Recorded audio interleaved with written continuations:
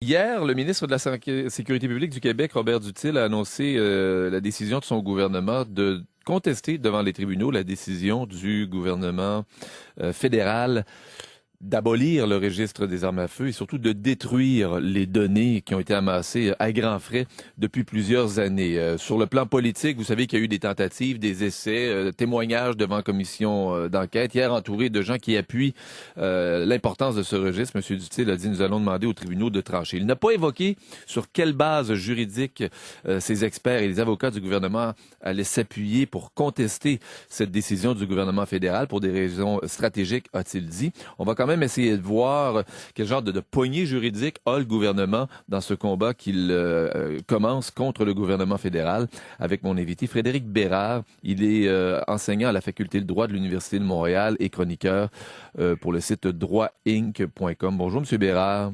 Bonjour. Alors, Monsieur Bérard, je sais que vous êtes déjà prononcé sur la question.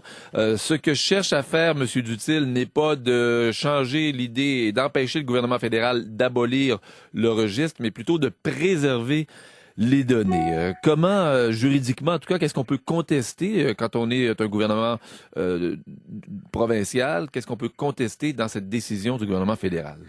Ouais, ben en fait, c'est assez difficile de prévoir ce qui peut être inscrit à l'intérieur de ces procédures-là, parce que le recours juridique en question n'est pas nécessairement évident à première vue. J'ai l'impression que que la demande d'injonction ici est nécessairement pour gagner un peu de temps et permettre probablement au gouvernement du Québec de pouvoir négocier avec le gouvernement fédéral le transfert des données.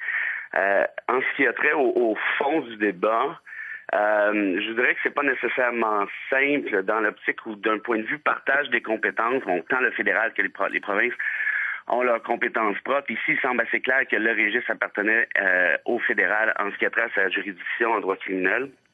La seule chose que je pourrais peut-être voir, c'est en matière de charte canadienne, et encore là, je vous dirais que c'est pas nécessairement gagné là, pour le gouvernement du Québec. Là. Okay. Donc, ça, c'est du droit criminel, c'est juridiction du gouvernement fédéral. Il n'y a pas de façon pour un gouvernement provincial de s'insérer ou de récupérer juridiquement, en tout cas, ces données-là ou cette information-là, sur ces bases-là, en tout cas.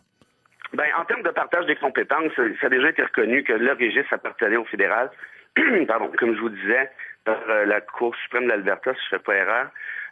Par contre, en matière de charte, la seule possibilité, à mon sens, et c'est mince, là, ce serait de prétendre qu'il y aurait violation ici de l'article 7 de la Charte canadienne des droits et libertés, qui prévoit le droit à la vie, la liberté et la sécurité. Donc, il faudrait faire la démonstration que l'abolition du registre et par, évidemment, la force des choses, l'abolition des données afférentes pourrait mettre en cause la sécurité des Canadiens. Donc, évidemment, il s'agira d'une démonstration par expert. J'imagine qu'on fera témoigner les corps policiers et ainsi de suite, et autres criminologues. Par contre, le problème, c'est que nécessairement le gouvernement fédéral sera capable, j'imagine, de faire témoigner d'autres experts qui démontreront qu'il n'y a pas nécessairement de relation cause à effet entre l'abolition du registre, ou plutôt le registre en question, et la prévention du crime. Est-ce que cet article 7 n'est pas celui qui a permis aux gens qui souhaitaient un centre d'injection supervisé à Vancouver de le maintenir? Est-ce que c'est pas sur ces bases-là de droit à la vie, liberté et sécurité qu'ils ont réussi à obtenir ce jugement de la Cour suprême? C'est exact. En fait, c'est un peu la base de mon argument, je vous dirais. La Cour a reconnu qu'un centre d'injection supervisé, si on l'abolissait comme souhaitait le faire le fédéral, ou l'interdire, à vrai dire, nécessairement mettrait en cause la sécurité des Canadiens. Alors, donc, si on dit que la fermeture d'un centre d'injection met en cause la sécurité, est-ce qu'on peut pas dire la même chose de l'abolition d'un registre des armes à feu quand la plupart des corps policiers au pays et je dirais même des experts se montrent d'accord à cet effet-là. Il me semble qu'il y a au moins un argument à faire. Est-ce que la Cour va vouloir empiéter par contre dans ce qu'on pourrait appeler une décision politique en un sens? Ça restera un autre débat.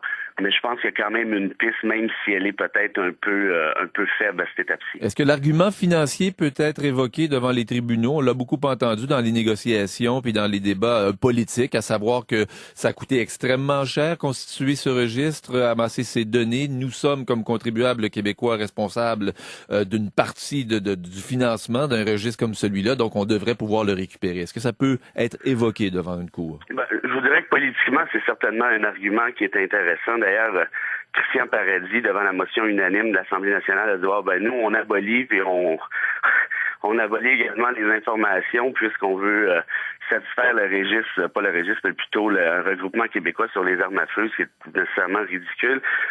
Ceci dit, juridiquement parlant, je crois que l'argument aussi, par contre, du gouvernement du Québec est ridicule en soi. Il n'y a rien qui empêche, constitutionnellement parlant, le gouvernement fédéral d'abolir un programme ou un autre, et le fait que nécessairement les Québécois ont contribué par la force des choses, puisqu'aux dernières nouvelles, on est encore citoyen canadien.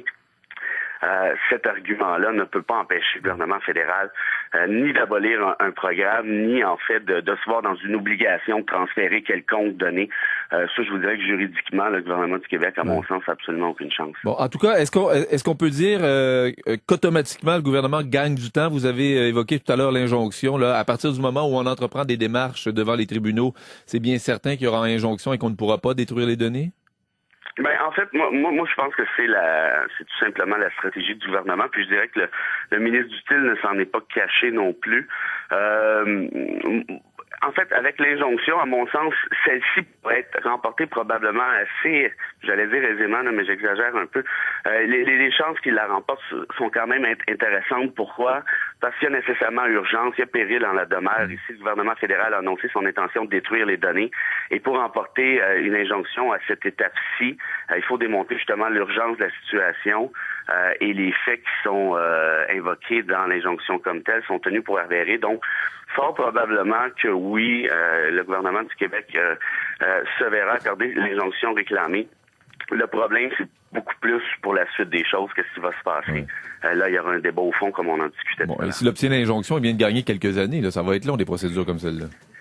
En fait, quelques années, je ne sais pas, mais certainement quelques mois, à tout le moins. Et puis, je suis pas certain que le gouvernement fédéral va être ravi de ça, surtout que ça pourrait aussi entraîner peut-être d'autres provinces à vouloir faire exactement la même chose que Québec à ce moment-là, si l'injonction est accordée dans ce cas-ci. Ce qui nécessairement embêterait le fédéral au plus haut point. Là. Merci, M. Bérard. Un plaisir. Au revoir, bonne journée. Frédéric Bérard enseigne à la Faculté de droit de l'Université de Montréal et chroniqueur de droitinc.com.